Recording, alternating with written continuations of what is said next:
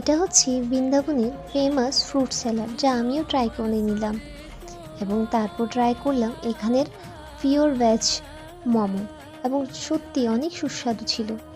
তারপর আমরা চলে যাই বৃন্দাবনের ফেমাস প্রেম মন্দিরে। এবং সত্যি বলতে এই মন্দিরটা দেখতে খুবই সুন্দর।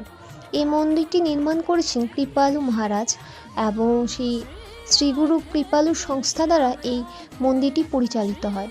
মূলত এই মন্দিরটা শ্রীকৃষ্ণ এবং রাধার উদ্দেশ্যে উৎসর্গীকৃত। এই মন্দিরটি দেখতেই পাচ্ছেন, এখানে গোবর্ধনগিরির থেকে ধরে শ্রীকৃষ্ণের সম্পূর্ণ বর্ণনা আমরা এখানে পেয়ে যাই। এবং চারিদিকে দেখলেই মনে হয় যেন এখানেই থেকে আছেন শ্রীকৃষ্ণ। এবং সত্যি বলতে আমার ভীষণ ভালো লেগেছে এই জায়গায় গিয়ে।